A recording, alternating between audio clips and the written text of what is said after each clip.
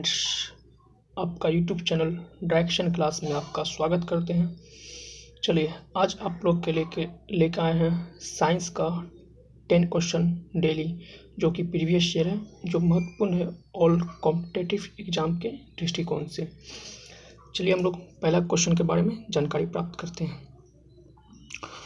और एक बात और, इसका जो ये PDF है, ये PDF direction class YouTube Telegram channel पर डाल देंगे, वहाँ से आप लोग इसको प्राप्त भी कर सकते हैं। चलिए दोस्तों देखते हैं पहला क्वेश्चन।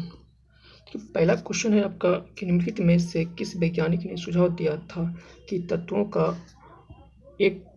का निर्माण तत्व के एक या दो अक्षरों से किया जाता है।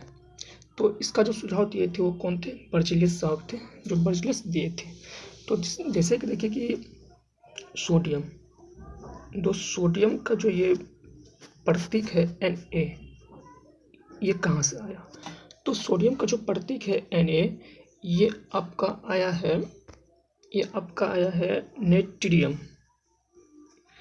नेट्रियम एक लैटिन शब्द है, इसी नेट्रियम से ये Na प्रतीक आया है सोडियम का। और फिर जैसे कि पोटेशियम होता है, तो पोटेशियम का प्रतीक क्या होता है? के। ये जो के है ना, ये के भी क्या, केलियम एक लैटिन शब्द है। केलियम लैटिन शब्द है। केलियम क्या है कि लैटिन शब्द है। ये केलियम से ही ये बना है, ये लैटिन प्रतीक बना है इसका, पोटेशियम का। अब देखिए कि हम लोग इसका ऑप्शन पे बात करते हैं। तो ऑप्शन देखिए कि पहला क्या आपका, मान लीजिए डेमोक्रिटस के अनुसार परमाणु द्रव्य का सूक्ष्मतम अविभाज्य कण है। परमाणु क्या है? अविभाज्य कण है किसका? द्रव्य का। तो अब देखिए कि फिर इसके बाद है आपका लेवेजियर को आधुनिक रसायन विज्ञान का जनक कहा जाता है। किसको? लेवेजियर को आधुनिक रसायन विज्ञान का जनक कहा जाता है। उसके बाद फिर आपका है डाल्टन।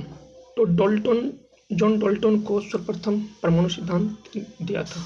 जॉन डाल्टन ने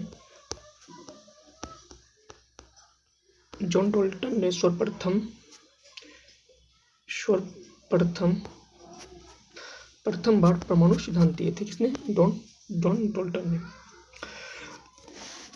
अब इसके बाद चलिए नेक्स्ट क्वेश्चन है आपका कि देश ऊर्जा में दो प्रकार की ऊर्जा होती है। तो देखिए कि यांत्रिक ऊर्जा है ना, यांत्रिक ऊर्जा में दो प्रकार की ऊर्जा होती है। तो पहला ऊर्जा होता है गतिज ऊर्जा। यांत्रिक ऊर्जा में पहला ऊर्जा कौन होता है? गतिज ऊर्जा। और दूसरा जो होता है आपका, वो होता है स्थितिज ऊर्जा होता है। दूसरा क्या होता है? स्थितिज ऊर्जा होता है।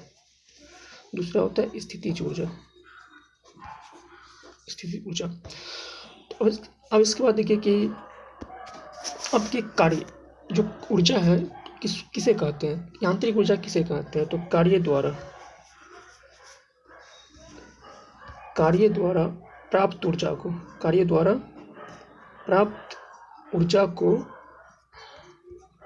ऊर्जा को यांत्रिक ऊर्जा कहते हैं। जो कार्य द्वारा हम लोग जो भी ऊर्जा प्राप्त करते हैं उसे हम लोग क्या कहते हैं? यांत्रिक ऊर्जा कहते हैं। अब उसके बाद देखिए कि अब ध्वनि, ये ध्वनि है, तो ध्वनि तरंगे शून्य में संचरित नहीं होती है। ध्वनि तरंगे जो है शून्य में संचरित नहीं होती है। कौन? ध्वनि तरंगे नहीं होती है। उसके बाद देखिए कि उसके बाद विद्युत है। तो विद्युत जो है ये विद्युत चुंबकीय तरंगे त्वरित आवेश द्वारा उत्पन्न होती है। विद्युत चुंबकीय तरंगे त्वरित आवेश द्वारा उत्पन्न होती है। कौन? विद्युत चुंबकीय तरंगे। उसके बाद देखिए फिर देखिए क्या है? रासायनिक। तो रासायनिक तो तो देखिए कि रासायनिक को भी क्या है, रासायनिक परिवर्तन को भी दो पार्ट में बांटा के, एक हो गया भौतिक परिवर्तन, एक क्या हो गया आपका रासायनिक परिवर्तन। उसके बाद चलिए नेक्स्ट क्वेश्चन पे आते हैं। तो इसका आंसर क्या हो जाएगा, इसका 2 का आंसर हो जाएगा आपका सी नंबर हो जाएगा आंसर। उसके बाद देखिए तीसरा है मंदन। मंदन डैश है, मंदन क्या है, ऋणात्मक है। मंदन क्या है, ऋणात्मक है। तो मंदन त्वरण क्या है, ऋणात्मक त्वरण है। तो देखिए त्वरण का SI मात्रक होता है मीटर प्रति सेकेंड स्क्वायर। तो हम इसको भी ऐसे भी लिख सकते हैं, मीटर सेकेंड पावर -2 भी लिख सकते हैं। तो ये और देखिए कि एसिलरेशन ए बराबर होता है, त्वरण ए बराबर होता है v माइनस यू बाई क्या होता है, टी होता है। ये इसका सूत्र होता है, ए बराबर v minus you by T होता है। उसके बाद देखिए कि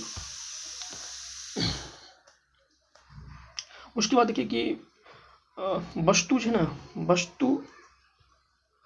वस्तु वेग की दिशा में जब होती है, वस्तु जब वेग की दिशा में होती है, तो त्वरण क्या होगा, धनात्मक होगा। त्वरण क्या होगा, धनात्मक होगा जब वेग की दिशा में होगी।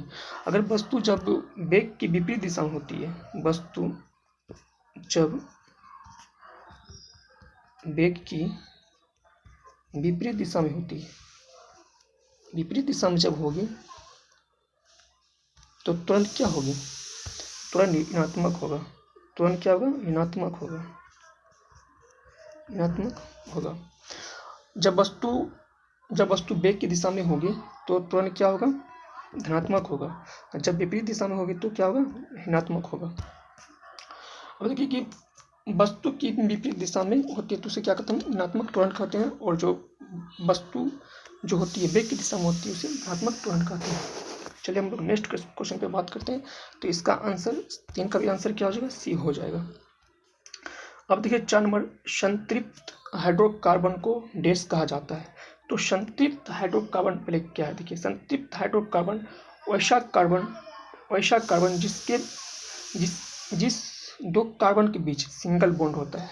कैसा बॉन्ड होता है, सिंगल बॉन्ड होता है। उससे हम लोग क्या कहते हैं, संतृप्त हाइड्रोकार्बन कहते हैं। तो संतृप्त हाइड्रोकार्बन में क्या आ जाएगा, एल्केन आ जाएगा। तो एल्केन में क्या होता है, एक ही, जैसे कि मान लीजिए कि मेथेन CH4, तो यहाँ पे कार्बन और हाइड्रोजन के बीच कितना सिंगल बॉन्ड है, H, ये भी H, ये भी H, ये भी H।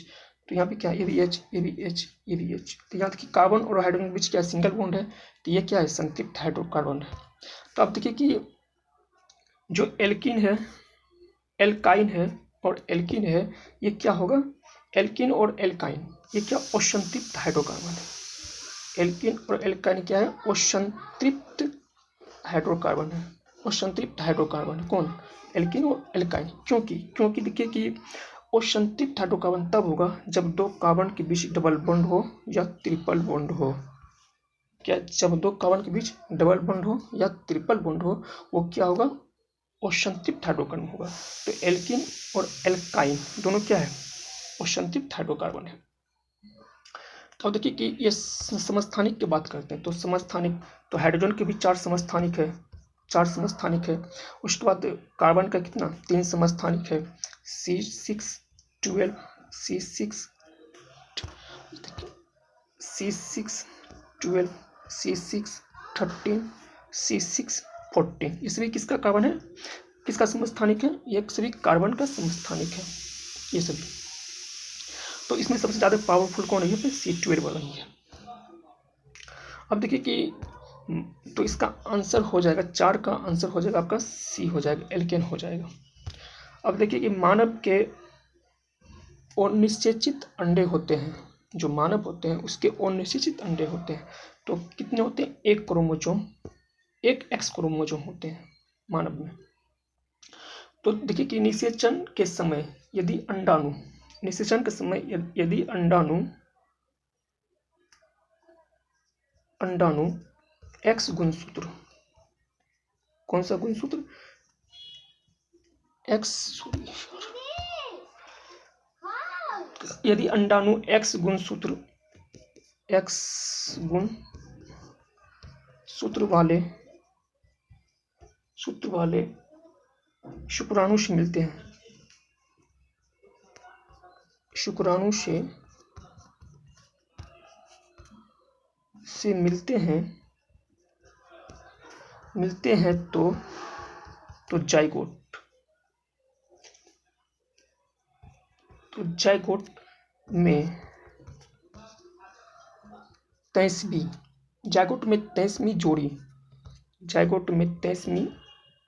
जोड़ी XX होगा। क्या होगा? XX होगा। और जो संतान प्राप्त होगा वो क्या होगा? गर्ल होगी। क्या होगी? गर्ल होगी। जब XX होगा तो क्या होगा? गर्ल होगा। और जब XY होगा तो बॉय होगा। तो अब देखिए कि वंशागति का भौतिक आधार क्रोमोसोम है। वंशागति का जो भौतिक आधार वो क्या है? क्रोमोसोम है। वंशागति का भौतिक आधार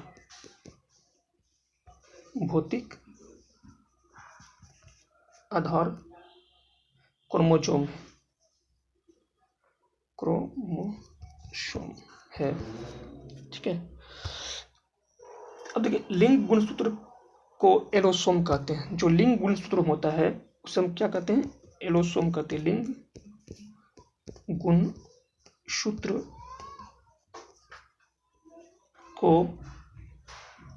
को एलोसोम कहते हैं। एलोसोम कहते हैं। ये भी आपका पूछा हुआ क्वेश्चन है, ये भी इंपॉर्टेंट लाइन है ये भी। तो इसका आंसर क्या हो जाएगा? 5 का ए हो जाएगा। जो मानव के 19 अंडे होते हैं वो क्या होते हैं? एक एक्स क्रोमोसोम होते हैं। अब चलिए नेक्स्ट क्वेश्चन 6 में चलते हैं कि निम्न में लाल संवहनीय संयोजी ऊतक है। जो निम्न में लाल संवहनीय संयोजी ऊतक है, कौन होगा? ये होगा रुधिर होगा, जिसको हम लोग क्या बोलते हैं? ब्लड बोलते हैं। रुधिर को इंग्लिश में क्या बोलते हैं? ब्लड बोलते हैं। क्या बोलते हैं इसको? ब्लड बोलते हैं रुधिर को। अब देखिए कि जो रुधिर में आरबीसी की मात्रा बहुत अधिक होता है, लेकिन डब्ल्यूबीसी की मात्रा क्या होता है? कम होता है। जी रुधिर है, इसमें आरबीसी की मात्रा क्या होता है? ज़्यादा होता है। लेकिन डब्ल्यूसी की जो मात्रा होती है वो क्या होती है? डब्ल्यूसी की मात्रा आरबीसी में, रुधिर में, ब्लड में आरबीसी की जो मात्रा होती है वो क्या होती है? ज़्यादा होती है। लेकिन डब्ल्यूबीसी की जो मात्रा होती है वो क्या होती है? कम होती है। अब देखिए कि लाल रुधिर के बारे में बोलते हैं। इसके बारे में, लाल रुधिर कणिकाओं में लाल रंग हीमोग्लोबिन नामक यौगिक के कारण होता है। इसमें जो लाल रुधिर कणिकाएं जो है, इसका जो कलर जो रेड होता है वो किसके कारण होता है? वो हीमोग्लोबिन के कारण होता है। किसके कारण होता है? हीमोग्लोबिन के कारण होता है। हीमोग्लोबिन के कारण ही होता है इसमें जो लाल रंग होता है। और हीमोग्लोबिन की कमी से एनीमिया नामक रोग होती है। हीमोग्लोबिन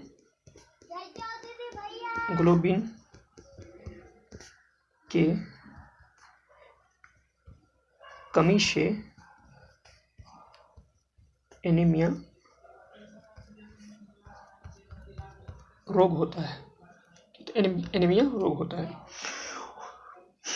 उसके बाद देखिए कि डब्ल्यूबीसी की संख्या जो होती है मानव में, डब्ल्यूबीसी की संख्या होती है 6000। 6000 से आपका 9000 प्रति घन सेमी होती है, सेंटीमीटर तक होती है। तो मानव शरीर में जो डब्ल्यूबीसी की संख्या होती है 6000 से कितना होती है? 9000 तक होती है। तो इसका 6 का जो आंसर होगा आपका क्या होगा? सी होगा आंसर। चलिए नेक्स्ट क्वेश्चन पे बात करते हैं। अब देखिए लाल ग्रंथि से डैश एंजाइम साबित होते हैं। लाल ग्रंथि से कौन सी एंजाइम साबित होते हैं? एमाइलेज एंजाइम जो क्या होते हैं? स्रावित होते हैं। लाल ग्रंथि से एमाइलेज एंजाइम स्रावित होते हैं। तो देखिए कि पेप्सिन एंजाइम द्वारा अमाशय की दीवार आंशिक पाचक अल्सर होता है। देखिए पेप्सिन जो एंजाइम है वो क्या करता है? अमाशय की दीवार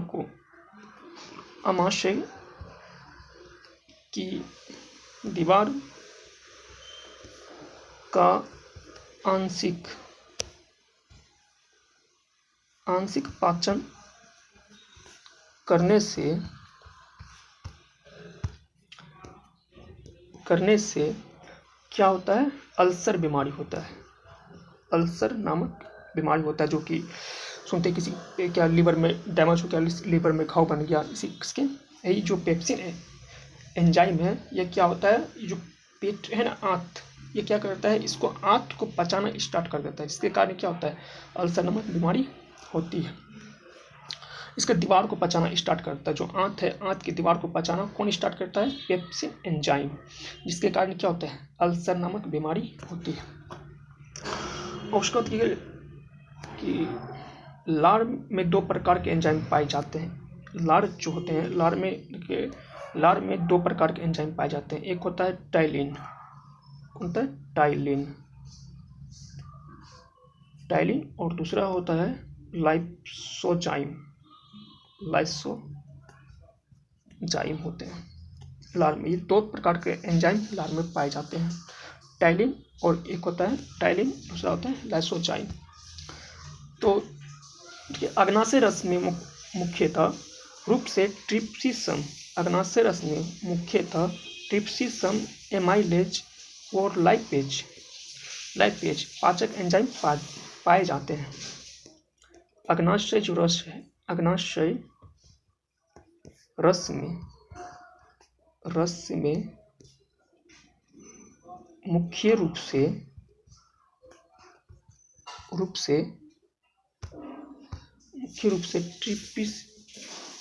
ट्रिप्सिन, एमाइलेज और लाइपेज, ये तीनों एंजाइम किसमें पाए जाते हैं? अग्नाशय रस में पाए जाते हैं। तो इसका 7 का जो आंसर होगा वो कौन होंगे? एमाइलेज होंगे। अब क्या कहते हैं? द्रव्यमान बटे आयतन, द्रव्यमान बटे आयतन, ये किसका फॉर्मूला है? ये घनत्व का फॉर्मूला है, घनत्व का। तो घनत्व बराबर हम बोल भी सकते हैं, घनत्व बराबर m/v। ये हो गया द्रव्यमान, ये हो गया द्रव्यमान, और ये आपका हो गया आयतन, वॉल्यूम हो गया आपका आयतन। ये हो गया मास, ये हो गया वॉल्यूम। तो ये हो गया डेंसिटी भी बोलते हैं इसको, इंग्लिश में डेंसिटी बोलते हैं। तो डेंसिटी बराबर क्या हो गया? मास बटे वॉल्यूम हो गया। अब देखिए कि संवेग, तो संवेग बराबर होता है, फॉर्मूला होता है m/v होता है, द्रव्यमान गुना वेग होता है, संवेग बराबर। फिर इसके बाद देखिए ऑप्शन आपका है बल। तो बल F बराबर क्या होता है? ma होता है, ए होता है मास गुना मास इंटू ए होगा, इसीलिए से। अब देखिए कि जड़त्व आघूर्ण है ना, जड़त्व आघूर्ण बराबर होता है द्रव्यमान गुना त्रिज्या का स्क्वायर होता है, जड़त्व आघूर्ण बराबर फॉर्मूला होता है। तो इसीलिए इसका आंसर क्या होगा? m/v किसका होता है? घनत्व का होता है। चलिए नेक्स्ट, अब क्या है? विभवांतर v और विद्युत धारा I के बीच संबंध की खोज किसने की थी? ये किसने की थी? ओम ने की थी, है ना, किसने की थी? ओम। तो देखिए कि v प्रोपोर्शनल I होता है, v प्रोपोर्शनल क्या होता है? I होता है, और v बराबर क्या होगा? IR होगा, क्या होगा? IR होगा। तो देखिए R जो नहीं, ये R क्या है? कांस्टेंट है यहाँ पे, जो क्या है? एक नियतांक है। R क्या है? नियतांक है, R नियतांक है, सॉरी यार, R क्या है? नियतांक है, R नियतांक है। जो चालक का प्रतिरोध, R क्या नियतांक है? जो चालक का प्रतिरोध है, कौन? R प्रतिरोध है। अब देखिए कि न्यूटन किसका मात्रक है? बल का मात्रक है। पास्कल दाब का मात्रक है। ठीक है, तो इसका आंसर क्या हो जाएगा, ओम हो जाएगा। अब देखिए कि निम्नलिखित में से कौन सा ऊतक मुख्य रूप से मृत कोशिकाओं से बना होता है। तो मृत कोशिकाओं से बना होता है ना, वो क्या होता है, वो जाइलम होता है। जाइलम जो ऊतक होता है वो क्या होता है, मृत कोशिकाओं से बना होता है।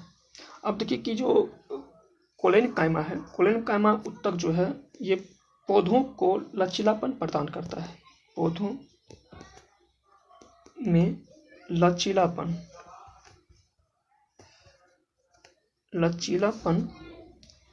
कोलेन काइमा के कारण होता है ना, के कारण होता है पौधे में लचीलापन। इसके बाद देखिए कि आपका है एरेनकाइमा और पेरेनकाइमा। तो देखिए एरेनकाइमा हाइड्रोक्लोरिक पौधों को उछाल प्रदान करता है। एरेनकाइमा जो है ये हाइड्रोक्लोरिक पौधे हाइड्रोफायरिक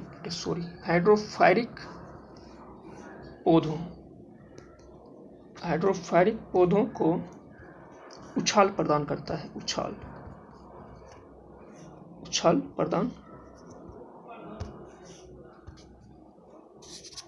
प्रदान करता है कौन, ये एरेनकाइमा पौधों को उछाल प्रदान करता है।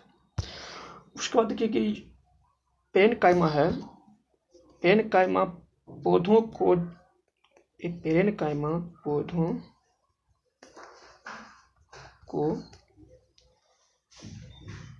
जड़ों तथा तनों में पाया जाता है। पेरेनकाइमा कहाँ पाया जाता है, पौधों के जड़ तथा तना में पाया जाता है। कौन, पेरेनकाइमा पाया जाता है। और एरेनकाइमा जो है ये हाइड्रोफायरिक पौधों को उछाल प्रदान करता है। चलिए एक बार और देख लेते हैं। तो देखिए कि बर्जिलियस साहब थे, वो क्या थे, तत्वों के प्रतीक का निर्माण तत्व के नाम के एक या दो अक्षरों से किया जाता है। किसने बताए थे, बर्जिलियस ने बताए थे। अब देखिए डेस ऊर्जा में दो प्रकार की ऊर्जा होती है, यांत्रिक ऊर्जा दो प्रकार की होती है, स्थितिज ऊर्जा एंड गतिज ऊर्जा। अब देखिए मंदन क्या होगा, ऋणात्मक त्वरण होगा। उसके बाद देखिए संतृप्त हाइड्रोकार्बन को डेस कहा जाता है, क्या कहा जाता है, एल्केन कहा जाता है। उसका देखिए कि मानव के अनिषेचित अंडे होते हैं, एक एक्स क्रोमोसोम होते हैं। निम्न में लाल संबंधीय संयोजी ऊतक है, कौन है, रुधिर है, ब्लड है। उसका देखिए लाल ग्रंथि से डेस एंजाइम स्रावित होते हैं, एमाइलेज एंजाइम स्रावित होते हैं। और द्रव्यमान बराबर होता है, द्रव्यमान बटे आयतन होता है, डेंसिटी डी बराबर होता है m बाई क्या होता है, v होता है। तो इसका क्या होगा आंसर, घनत्व होगा। अब इसके बाद देखिए कि विभवांतर v एंड I के बीच संबंध, ये तो क्या आपका कांस्टेंट हो गया। तो v बराबर क्या होगा, IR होता है, जो कि क्या ओम को बताता है, ओम ने बताए थे। निम्नलिखित में से कौन सा ऊतक मुख्य रूप से मृत कोशिकाओं का बना होता है, कौन सा ऊतक होगा, ये होगा जाइलम ऊतक। थैंक यू दोस्तों, इसका PDF हम टेलीग्राम चैनल डायरेक्शन क्लास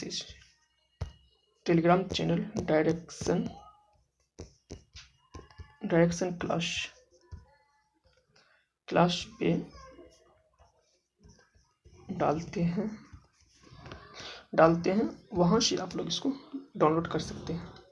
और थोड़ा आप लोग सपोर्ट कीजिए और आगे बढ़ाइए चैनल को, अगर अच्छा लगे आप लोग को तो। थैंक यू दोस्तों।